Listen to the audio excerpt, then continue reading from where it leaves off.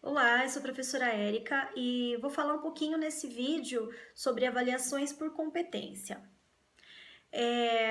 Quando a gente fala de processo de avaliação, logo se vem em mente aquele processo comum, tradicional, quantitativo e não qualitativo como ele deveria ser, né? Porque a gente sabe que o processo de avaliação ali gera medo, gera uma apreensão nos nossos alunos, né? É o que não deveria acontecer, porque o processo de avaliação ele deve ser diagnóstico, ele deve ser um processo do qual o professor consiga entender se as metodologias utilizadas em sala de aula estão sendo eficientes para um aprendizado não fragmentado, mas um aprendizado formativo, um aprendizado integral. E a avaliação por competência, ela visa realmente formar um ser competente, né? De acordo com até o nosso professor Nelson, ele fala também sobre o que é competência, né? A competência, ela é dividida em 3 partes, pelo que nós entendemos, né? É o conhecimento. A partir daquele conhecimento adquirido, ele gera-se uma habilidade de pôr aquele conhecimento em prática, e a atitude, tá? Então, assim, a atitude, inclusive, como a gente fala muito na formação de jovens e adultos, né, que a gente está formando para o mercado de trabalho, então a gente tem que entender que a gente precisa avaliá-los de uma forma mais concreta. E essas etapas são conhecimento, habilidade e atitude, né?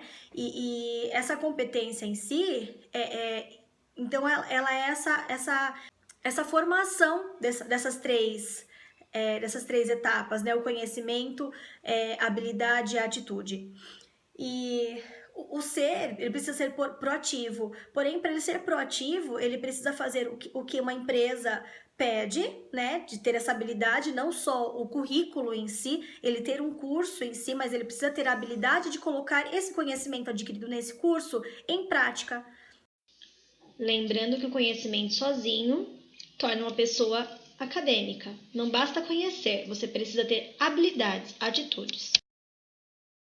Né? E além do que a empresa pede, a gente vai ter ali, né, por exemplo, um processo seletivo, vai ter 5 candidatos para uma vaga, a gente vai ter os 5 candidatos com um currículo parecido, por exemplo, de um curso que foi requerido. Porém, desse curso, saber se ele realmente sabe, ele realmente adquiriu a habilidade através do conhecimento desse curso que ele fez, e se ele realmente tem uma atitude proativa que o diferencia desses outros candidatos. Então, a gente tem que ter essa visão de que nós, professores do EJA, precisamos sempre estimular que o aluno possua o hábito de ter atitude diferenciada, né? Então, nessas avaliações por competência, a gente tem que avaliar eles de diferentes formas, inclusive nós, professores, utilizarmos diferentes metodologias para que a gente consiga ali extrair do aluno o melhor dele, né? Tanto ele sendo melhor na oralidade, na redação, no desenho.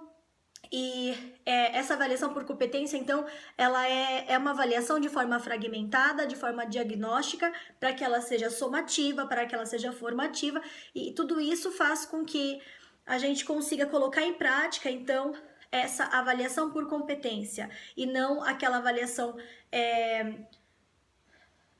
quantitativa ao invés de qualitativa. A gente precisa saber a qualidade do ensino, das metodologias aplicadas, e não apenas aquela prova comum que a gente faz para ter nota, para ter a parte burocrática da escola e em dar a nota para o aluno, em diferenciá-lo de outros demais da sala. Esse é bom, esse não é.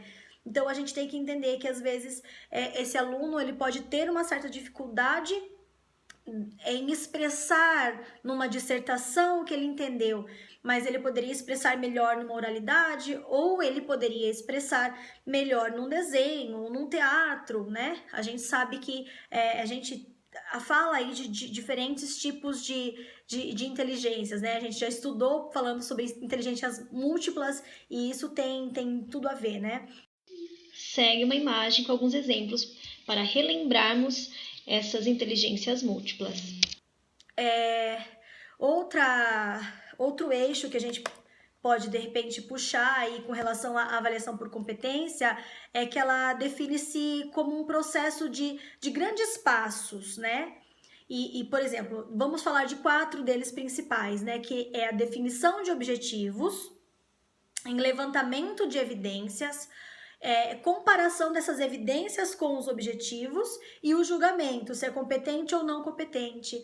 E quando a gente fala disso, a gente está criando um senso crítico nesses alunos, né? E esse tipo de avaliação, ele senta-se nos resultados do desempenho profissional, por exemplo, como se tratando de seres, né, de pessoas adultas e preparando-os para o mercado de trabalho, né?